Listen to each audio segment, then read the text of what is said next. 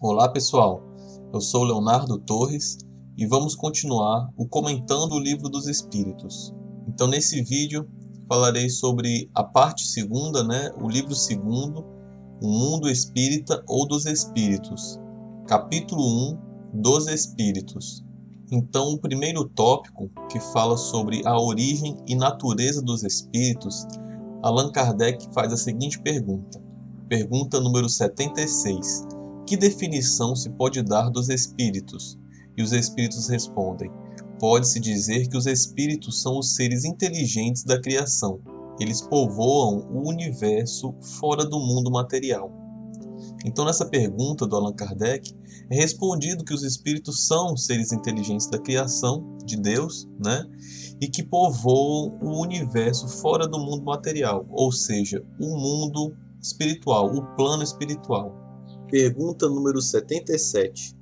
Os espíritos são distintos da divindade ou seriam somente emanações ou porções da divindade e chamados, por essa razão, filhos de Deus? Resposta dos espíritos: meu Deus, são obras de Deus. Exatamente como um homem que faz uma máquina, essa máquina é a obra do homem, mas não é ele próprio. Quando o homem faz uma coisa bela, útil, a chama sua filha, sua criação. Pois bem, ocorre o mesmo com Deus. Somos seus filhos, porque somos sua obra. Então, nessa questão, os espíritos, impressionados com a pergunta e pelo fato de muitos de nós achar que somos parte de Deus, exclamam: meu Deus! E falam que os espíritos não são parte de Deus, e sim obra dele. Fazem também uma comparação quando criamos algo, Eles dizem que aquilo é nossa criação, mas que não é a gente, é só a nossa criação. Pergunta número 78. Os espíritos tiveram um princípio ou são como Deus de toda a eternidade? Resposta: se os espíritos não tivessem tido um princípio, seriam iguais a Deus. São sua criação e submissos à sua vontade. Deus existe de toda a eternidade, isso é incontestável. Mas saber quando e como nos criou, não sabemos nada. Podeis dizer que não tivemos princípio, se entenderdes com isso que Deus, sendo eterno, tem criado sem descanso. Mas quando e como cada um de nós foi criado, repito, ninguém o sabe. Esse é o mistério. Perfeito, Se os espíritos não tivessem um começo, seriam iguais a Deus, e não obra dele. Porém, a gente não sabe o tempo exato em que Deus nos criou, e os espíritos falam que isso é um mistério. Pergunta número 79. Uma vez que há dois elementos gerais no universo, o inteligente e o material, pode-se dizer que os espíritos são formados do elemento inteligente, como os corpos inertes são formados do elemento material? Resposta: é evidente. Os espíritos são a individualização do princípio inteligente, como os corpos são a individualização do princípio material. A época e o modo dessa formação é que são desconhecidos. Então, nessa pergunta é falado que os espíritos são a individualização do princípio inteligente do universo, e os corpos são a individualização do princípio material. Pergunta número 80. A criação dos espíritos é permanente ou só ocorre no início dos tempos? Resposta: é permanente. Deus nunca parou de criar. Interessante. Os espíritos afirmam que Deus nunca parou de criar. Então, nesse exato momento, Deus pode estar criando novos espíritos. Pergunta número 81. Os espíritos se formam espontaneamente ou procedem uns dos outros? Resposta: Deus os cria, como a todas as outras criaturas, por sua vontade. Mas, repito mais uma vez, sua origem é um mistério. Então os espíritos continuam a dizer que a origem dos espíritos, ou seja, o momento em que foram criados, é um mistério que não sabemos.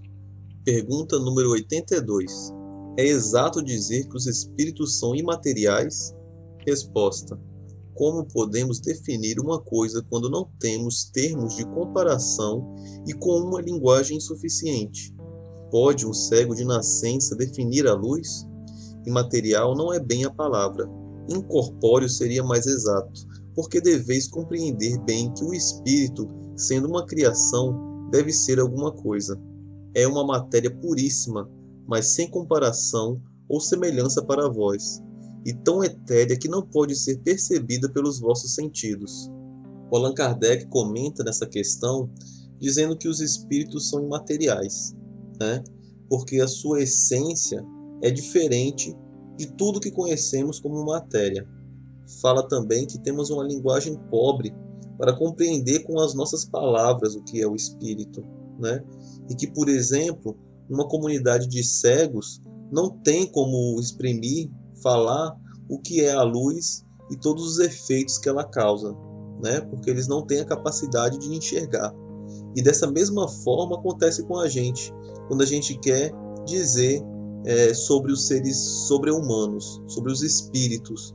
A gente não tem como ter uma definição exata do que é isso, porque não temos capacidade de compreender isso. Apenas fazemos comparações sempre imperfeitas, né?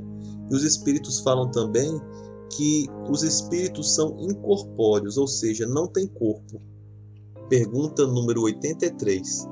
Compreende-se que o princípio de onde emanam os espíritos seja eterno, mas o que perguntamos é se sua individualidade tem um fim e se, num dado momento, mais ou menos longo, o elemento do qual são formados se dispersa e retorna à massa de onde saiu, como acontece com os corpos materiais.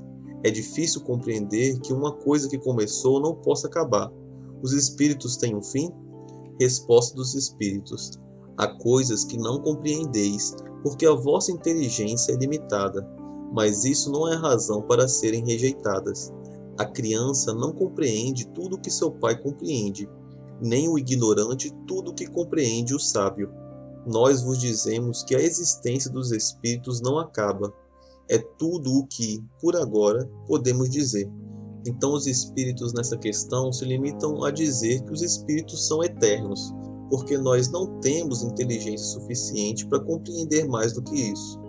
Vamos agora para o próximo tópico: mundo normal primitivo. Pergunta número 84. Os espíritos constituem um mundo à parte, fora daquele que vivemos?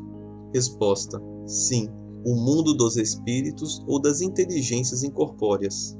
Então, nessa questão, é falado pelos espíritos do plano espiritual, que é o plano em que vivem os espíritos. Pergunta número 85. Qual dos dois é o principal na ordem das coisas? O mundo espiritual ou o mundo corporal?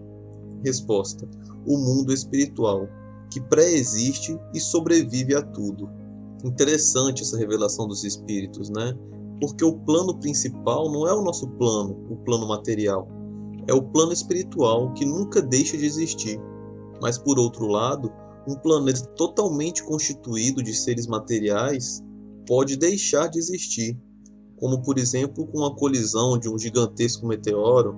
Mas, mesmo acontecendo isso, o plano espiritual não é destruído e, como os espíritos mesmos falaram, o plano espiritual sobrevive a tudo. Pergunta número 86.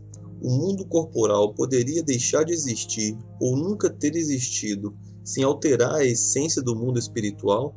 Resposta: sim, eles são independentes e, entretanto, sua correlação é incessante, porque reagem incessantemente um sobre o outro.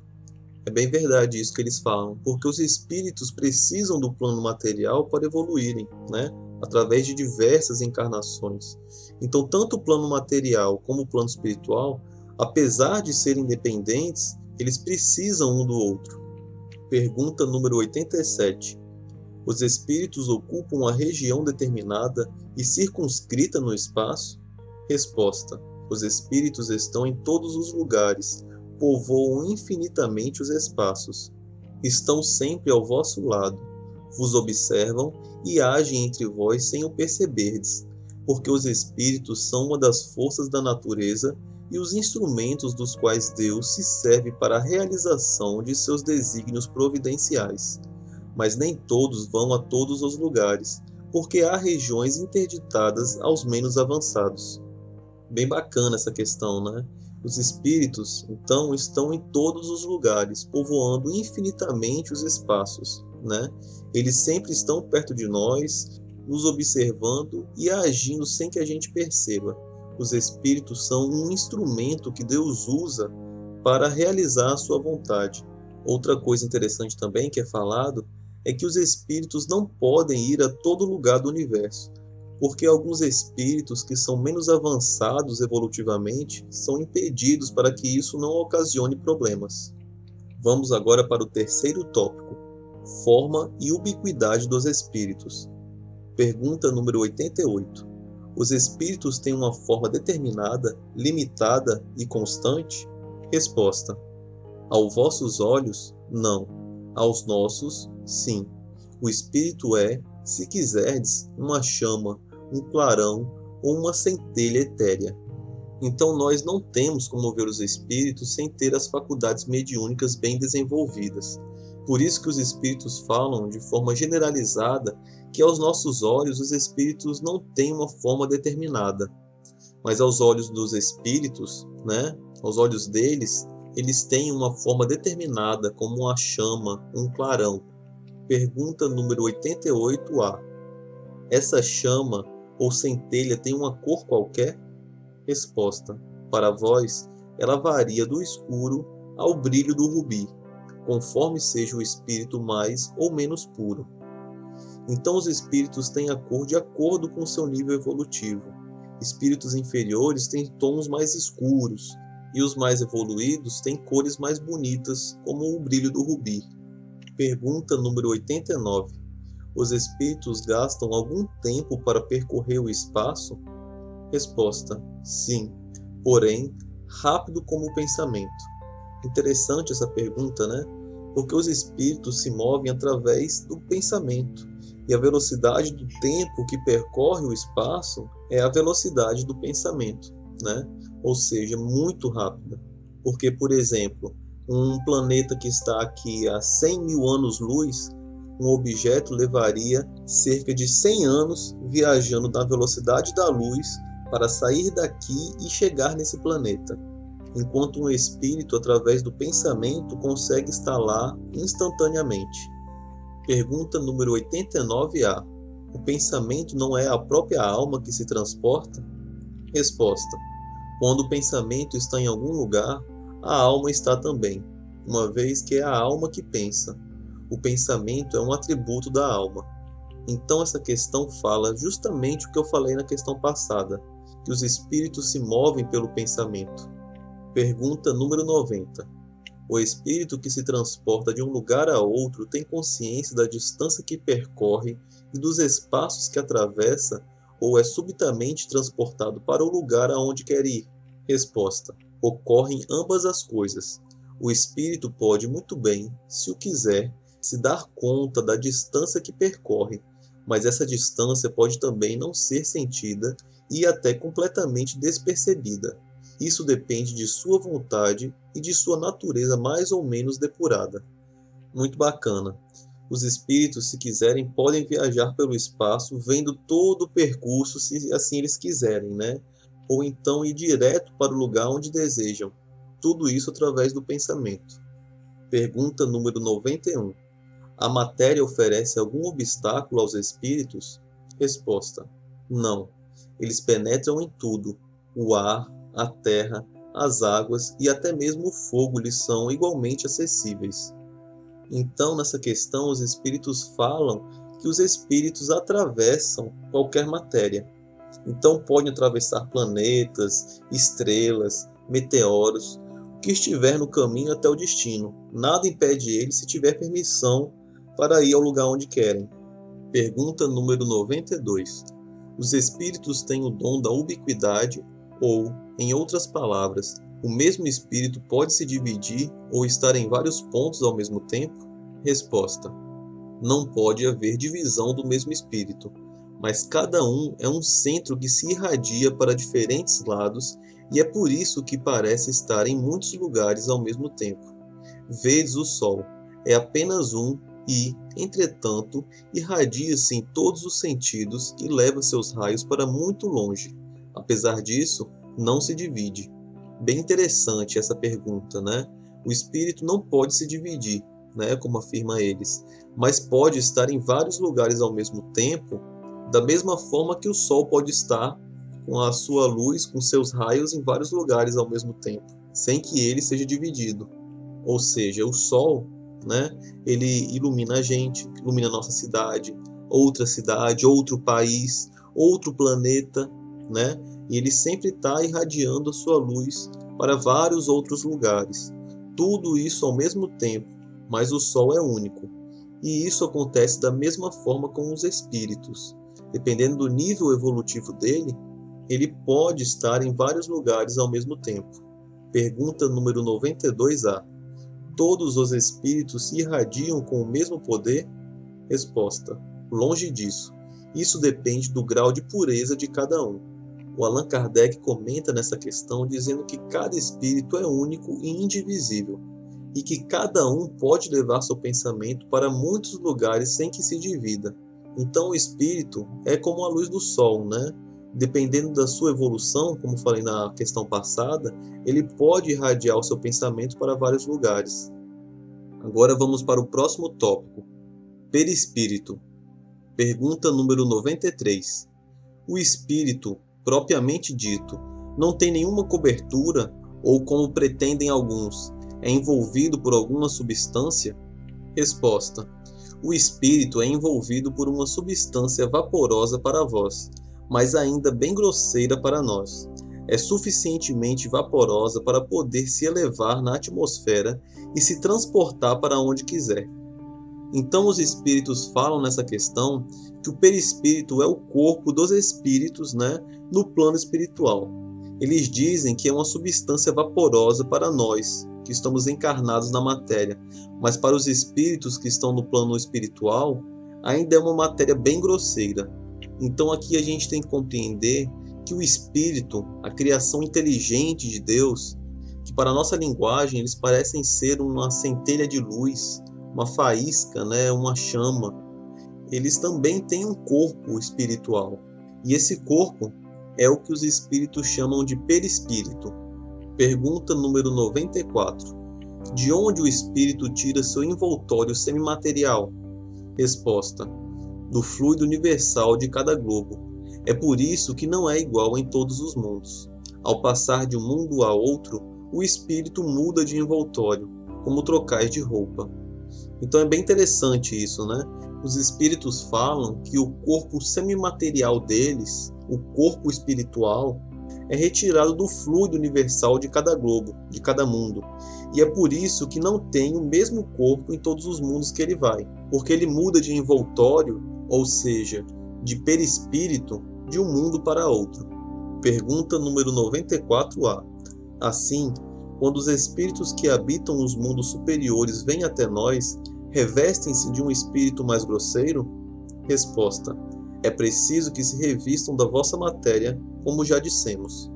Então os espíritos falam nessa questão exatamente o que a gente falou, né, o que foi falado na questão anterior, que os espíritos superiores ou até os inferiores, né, eles precisam estar revestidos da matéria, dessa substância semimaterial do planeta que estiverem.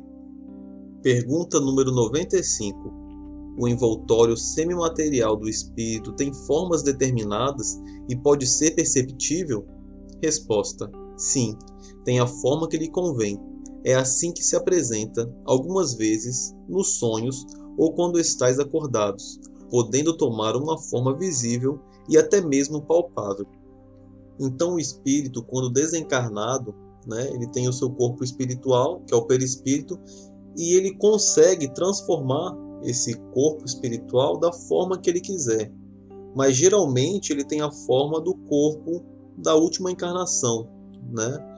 Então provavelmente se a gente desencarnar, a gente vai ter essa mesma aparência que a gente está tendo agora. Mas, por exemplo, como a gente consegue transformar ele, podemos ter uma aparência mais jovem, mais velha, ou até mesmo outra aparência, dependendo do caso. Então, pessoal, esse capítulo, né, da parte 2ª do Livro dos Espíritos, que fala sobre os espíritos, ele é muito extenso. Então, vou deixar para o próximo vídeo a continuação dos próximos tópicos. Então, muito obrigado, pessoal. Que Deus, nosso Mestre Jesus e os bons espíritos possam continuar sempre iluminando o nosso caminho. Que assim seja. Curta e compartilhe este vídeo. A maior caridade que podemos fazer pela doutrina espírita é a sua divulgação. Assim daremos a oportunidade para os outros conhecerem também o Espiritismo. Até a próxima, amigos!